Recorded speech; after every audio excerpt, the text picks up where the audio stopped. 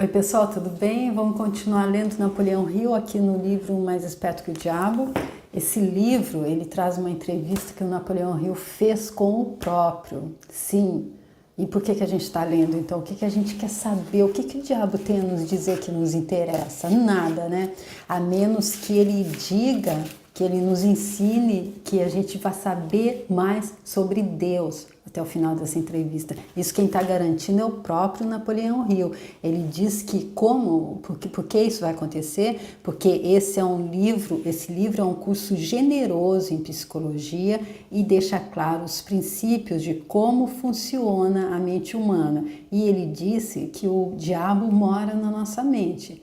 Ele existe como parte negativa do átomo. Tudo é constituído de átomo nessa realidade dual, nessa realidade do relativo. Então, ele existe, porém ele vive, ele se alimenta, ele tem vida, ele pode agir se ele for alimentado na nossa mente. E quem abre as portas da nossa mente para ele é o medo.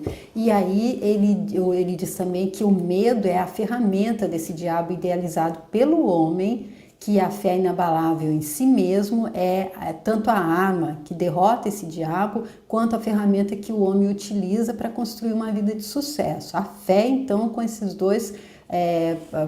duas funções aí vitais, então, para derrotar e para alcançar o sucesso. E é ela também que faz essa conexão direta com as forças irresistíveis do universo, que apoiam, então, esse homem para ele alcançar sucesso, esse ser humano, que é aquele que não acredita em fracasso e derrota, senão como experiências meramente temporárias. E é exatamente sobre isso que ele está falando aqui, que ele está discorrendo aqui no 11º capítulo, que fala aprendendo com a adversidade. Nós já falamos várias vezes, ele já repetiu várias vezes aqui, também no livro Pense e Enriqueça, que é o carro-chefe dele. Esse é Napoleão Hill, que é um dos autores mais lidos de todos os tempos na área do autoconhecimento, e as ideias dele têm influenciado uma geração inteira de líderes que tem por meta, buscar o sucesso, a realização pessoal e a felicidade. Mas esse livro aqui, que é tido como extremamente provocativo, cativante e profundo, ele escreveu em 1938, mas logo após o lançamento do livro mais famoso dele, que é o Pense e Enriqueça. Porém, esse livro ficou escondido antes de ser lançado, não teve lançamento autorizado durante muito tempo, porque foi considerado muito controverso pela própria família do Napoleão Hill, os amigos conselheiros e principalmente os irmãos da igreja dele. Então ele ficou, tá escrito aqui que esse livro inédito no Brasil, você vai descobrir após 80 anos de segredo. Então ele ficou 80 anos ali escondido, e eu acredito que seja, então, ele foi lançado então depois da passagem do Napoleão Hill, então acredito, não está marcado aqui, que viveu entre 1883 e 1970, porém ele foi considerado o livro mais lido de 2020 pela revista Veja. E então nesse livro então ele é tão controverso exatamente porque ele diz que especialmente os companheiros da igreja, os irmãos da igreja aconselharam ele a não lançar, exatamente porque ele bate forte aqui nas instituições escola e igreja. Ele disse que 98% das pessoas são alienadas, por isso vivem no medo, e ele toma conta da mente deles. Ele consegue plantar o medo na mente das pessoas. Ele diz que apenas 2% estão fora das garras dele, exatamente porque pensam por elas próprias. E ele disse que como é que a gente esquece como é que pensa por nós mesmos quando nós compramos todas aquelas limitações, aquelas ideias já pré-concebidas, aqueles dogmas. E ele diz que quem passa isso para a gente são nossos pais, nossos líderes religiosos e também a escola, que não ensina, ao invés de não é que deveria ensinar então a criança a pensar por ela própria, então, e não ensinar conceitos que não, de acordo com ele, não levariam a nada, que é esse o básico para que a pessoa possa ter uma vida produtiva e uma vida plena de felicidade em todos os setores é que ela pense por ela própria. Ele diz que é a única forma de não estar caindo nas garras dele. Então, é por isso que esse livro foi considerado tão controverso, porém, ele diz que depois que a gente conseguir ler esse livro, assimilar o que ele está dizendo e colocar em prática, nós vamos conseguir ser mais espertos que o próprio diabo, e aí a gente vai poder fazer parte desses 2% que pensam por eles próprios, e aí então está podendo desfrutar essa vida que Deus está sonhando para nós. E aí, então, nesse 11º capítulo, ele fala de como é que a diversidade pode nos ajudar. Ele diz que a diversidade não é aquilo que parece. Como eu já ouvi dizer que a dor é uma médica, é uma doutora que vem para nos ajudar, para nos curar, para nos mostrar como é que a gente se levanta e evolui. Ele diz que a diversidade também há uma semente de êxito equivalente em toda a diversidade. E então ele está discorrendo aqui sobre isso, como é que a diversidade, como é que o fracasso temporário faz quebrar o ritmo hipnótico do nosso pensamento, que é isso que faz com que a natureza transforme aquilo que a gente esteja pensando em realidade, e normalmente, como 98% das pessoas estão com o diabo habitando a mente, elas estão fazendo o ritmo hipnótico para o lado contrário, para o lado negativo. E aí é por isso que ele então vai dirigindo a vida dessas pessoas para a falta e para a escassez. E aí então ele fala aqui então que esse ritmo hipnótico ele é quebrado por essas adversidades, e aqui eu fui buscar também palavra do próprio Jesus Cristo no livro Boa Nova, onde ele, em um dos capítulos aqui, ele está falando sobre o perdão, e ele fala também sobre isso. Ele diz que até que a esponja do tempo absorva as imperfeições terrestres através de séculos de experiência necessária, os triunfadores do mundo são pobres seres que caminham por entre tenebrosos abismos. É imprescindível, pois, atestemos na alma branda e humilde dos vencidos. Para os corações deles, Deus carrega bênçãos de infinita bondade. Esses quebraram os elos mais fortes que os acorrentavam às ilusões e marcham para o infinito do amor e da sabedoria. O leito de dor, a exclusão de todas as facilidades da vida, a incompreensão dos mais amados, as chagas e as cicatrizes do espírito são luzes que Deus acende na noite sombria das criaturas. Ou seja, todas essas adversidades, elas são bênçãos. E é isso que ele está falando aqui, o próprio Jesus Cristo, então, dizendo que é dessa forma que a gente então consegue fazer, então, as almas deles são a terra fecundada pelo adubo das lágrimas e das esperanças mais ardentes, onde as sementes do Evangelho desabrocharão para a luz da vida. Então, aqui o próprio Jesus Cristo falando, então, de uma outra forma, dessa que, então, tudo isso, toda essa diversidade, são luzes que Deus acende na noite sombria das criaturas. E aí eu li isso porque a próxima pergunta, a pergunta anterior, aqui a última pergunta do vídeo anterior é: a adversidade não é um agente potencial para quebrar a autoconfiança e, consequentemente, levar uma pessoa a desistir de ter esperança? E aí ele discorre na pergunta e termina assim: a lei do ritmo hipnótico força cada indivíduo a dar algum grau de uso, seja negativo ou positivo, para a mente, mas não influencia o indivíduo sobre qual dos usos ele deverá fazer. Ou seja, a lei do ritmo hipnótico, como ele já disse no vídeo anterior, faz com que a mente, a gente não pode abrir mão da mente, ela tem que ser usada. Mas é nosso livre-arbítrio se a gente vai usar para ter pensamentos positivos ou negativos. Mas aí o que tem a ver aqui com essa parte da fala de Jesus Cristo é a partir dessa pergunta aqui que o Napoleão Hill faz, que é: pelo que estou entendendo e pelo que você diz, toda a adversidade é uma bênção, exatamente aquilo que Jesus Cristo está dizendo ali no livro Boa Nova. Não, eu não disse isso. Eu disse que existe a semente de uma vantagem equivalente em cada adversidade. Não disse que existe uma flor desabrochada de vantagem, apenas a semente. Geralmente, a semente consiste de alguma forma de conhecimento, alguma ideia ou plano, ou alguma oportunidade que não teria sido disponível, exceto pela mudança dos hábitos de pensamento, que por sua vez acabaram sendo forçados pela adversidade.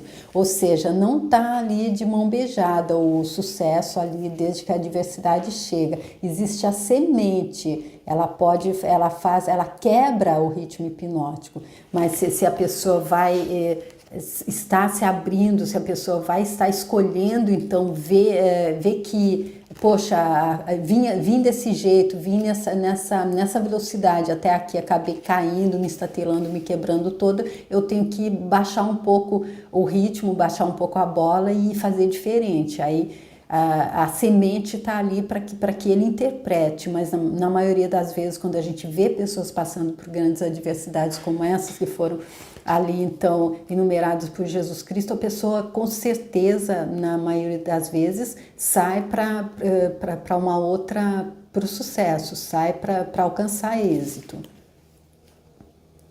Esses são todos os benefícios disponíveis para os seres humanos advindos do fracasso? Não, o fracasso é usado pela natureza como uma linguagem simples, em que ela castiga as pessoas quando estas se negam a se adaptar às suas leis. Por exemplo, a Guerra Mundial foi extremamente destrutiva e feita pelo homem. A natureza plantou nas circunstâncias da guerra a semente de uma reprimenda equivalente na forma de uma crise econômica mundial. A crise foi inevitável e impossível de escapar. Ela procedeu à guerra tão naturalmente quanto a noite precede o dia. Então, ela precedeu a guerra tão naturalmente quanto a noite precede o dia. E pelo funcionamento da mesma lei, a lei do ritmo hipnótico. Então, aqui ele falando mais uma vez também da lei da compensação, que eu tenho aqui também encontrei aqui também no livro Boa Nova, Jesus Cristo falando exatamente dessa lei. Essa lei, então, aqui, que é, como todas as leis naturais, ela é absoluta, ela não deixa, ninguém pode passar se a pessoa fez, ela vai receber. Ninguém está isento, ninguém está ileso de estar. Todos estamos sobre o arco dessa lei, ninguém escapa dela. Não há jeitinho contra as leis naturais. E aqui então eu encontro uma parte em que Jesus Cristo fala ali quando ele encontra aquela mulher adúltera, que ela é levada para ele e que eles querem apedrejar, e que ele se abaixa e começa a escrever no chão. Depois então que ele diz a ela que ela pode ir, que se ninguém a condenou, ele também não condenaria. Um dos apóstolos pergunta, mas ela pecou, então como é que pode ser desse jeito? E aí ele responde, ninguém pode contestar que ela tenha pecado. Quem estará irrepreensível na face da terra? Há sacerdotes da lei, magistrados e filósofos que prostituíram suas almas por mais baixo preço, contudo ainda não lhes vi os acusadores. A hipocrisia costuma campear impune enquanto se atiram pedras ao sofrimento, João.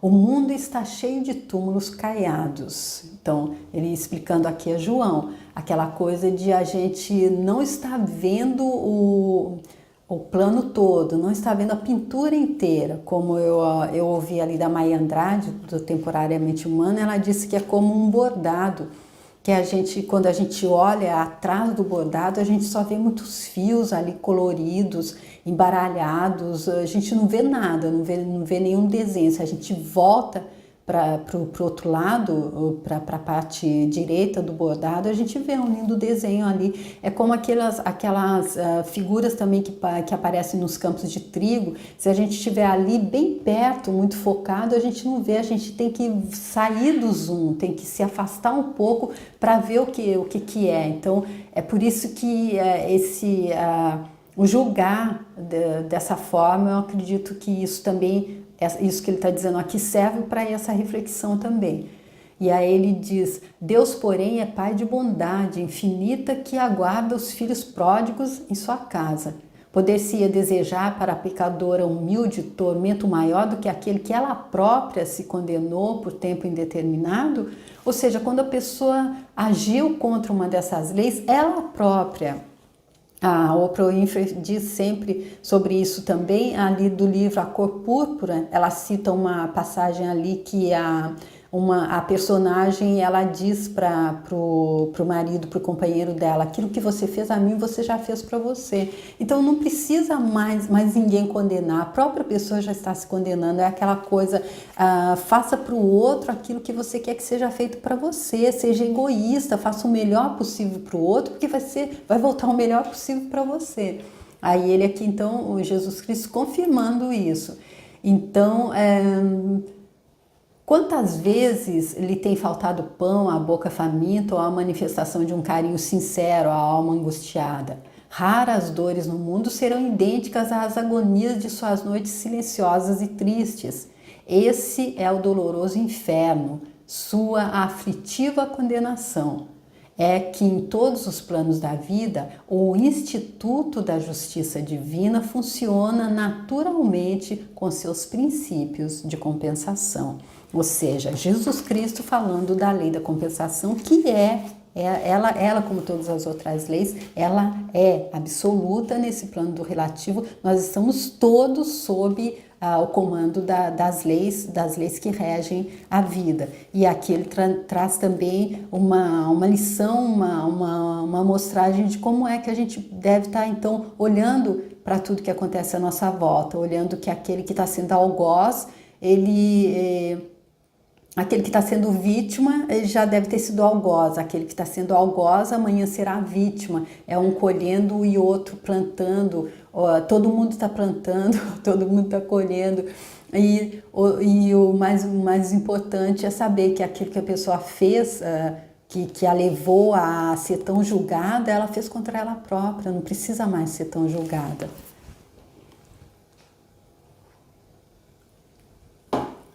Porque Deus, o Instituto da Justiça Divina funciona naturalmente, sem necessidade da nossa ajuda. Pelo que estou entendendo, a lei do ritmo hipnótico é a mesma que Ralph Waldo Emerson chama da lei da compensação?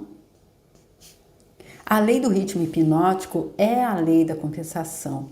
É a força com a qual a natureza equilibra as forças negativas e positivas através de todos os universos, em todas as formas de energia, em todas as formas de matéria e em todos os relacionamentos humanos. Ou seja, está tudo como deveria ser. O nosso único trabalho aqui é tomar conta do nosso umbigo, é fazer a nossa reforma íntima. O que o outro está fazendo, ele está fazendo porque a consciência dele está mostrando para ele fazer desse jeito e ele está plantando para ele colher. A única forma da gente estar ajudando ele, como ele disse aqui, que é possível que a gente ajude, é quando a gente chega ali no sexto degrau, como diz o professor Hélio Couto, e a gente tem o domínio do sexto sentido.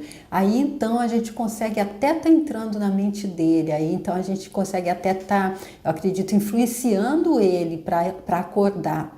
Mas eu acredito que fazer a caminhada dele é impossível, eu acredito, mas a gente pode estar, com a nossa mudança, está incentivando a ele, está mostrando a ele como é que pode ser feito.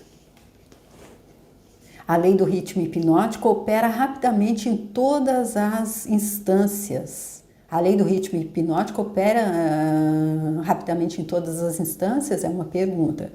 Por exemplo, essa lei imediatamente abençoa uma pessoa com os benefícios da aplicação positiva dos pensamentos ou amaldiçoa com o resultado de pensamentos negativos. Então, ele perguntando se ela age assim rapidamente, seja para o positivo ou para o negativo.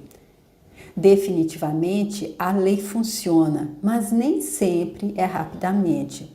Tanto os benefícios quanto as penalidades incorridas por meio da lei podem ser colhidos por outros, tanto antes quanto após a morte. Então, ele dizendo que tanto os benefícios quanto as penalidades, elas podem vir antes ou depois da morte. E aqui, como eu acredito em reencarnação, eu acredito que é aqui que a gente planta e que a gente colhe, mas é a minha forma de entender.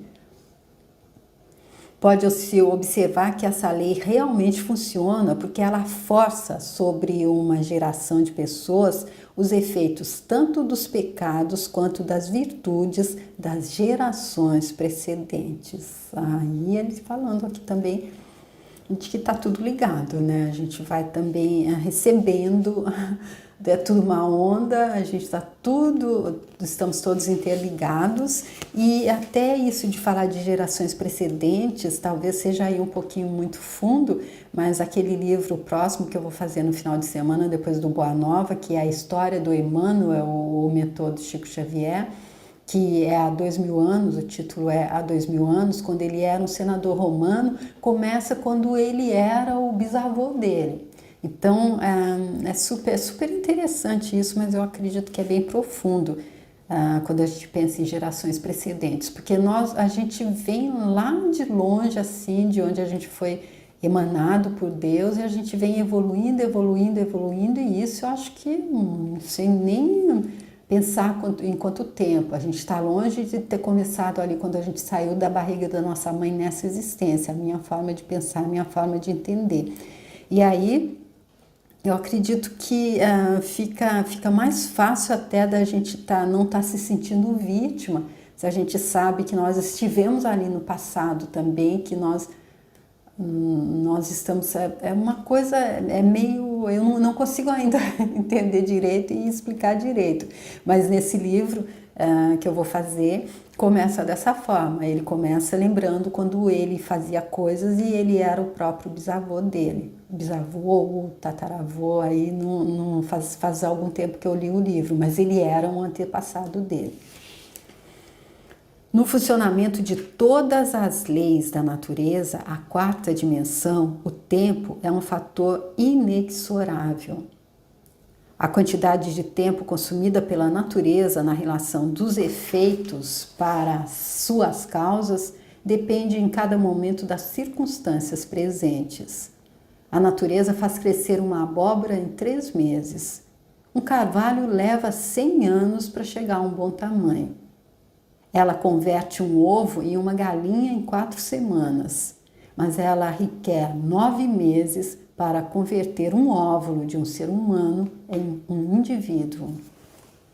Ou seja, tudo acontecendo no tempo que tem que acontecer, tudo acontecendo como tem que acontecer e no tempo que tem que acontecer. Acredito que é isso que ele está mostrando aqui, dando esse exemplo de quanto tempo leva cada coisa para estar surgindo então nessa realidade. E aí então, gente, eu espero que vocês tenham gostado desse 11º capítulo, que é onde ele fala como é que a diversidade pode ser uma bênção.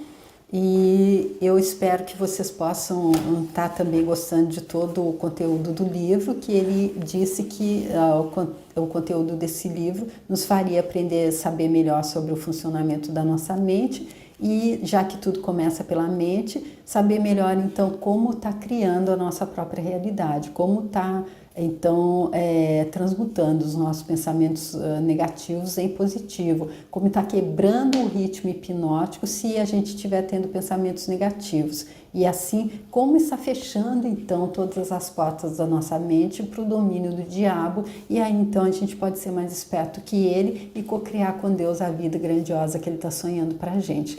Então é isso que eu espero que aconteça no final desse livro para todos vocês que estejam acompanhando. Agradeço muito vocês que estão mandando mensagem, vocês que compartilham, vocês que curtem o vídeo e vocês que se inscrevem no canal. Muito obrigada mesmo, espero que esteja sendo uma boa contribuição, especialmente para quem não sabe ler, especialmente para quem é deficiente visual, e também para aqueles que não têm tempo, ou até aqueles que gostam de ler e de ouvir a leitura ao invés de ler. tá bom? Espero que esteja sendo contribuição e espero contar com vocês para a continuação, que vai ser então o 12º capítulo. Vamos ver do que ele vai tratar, de ambiente, tempo, harmonia e precaução, tá bom? Então eu encontro vocês lá. Obrigada, tchau!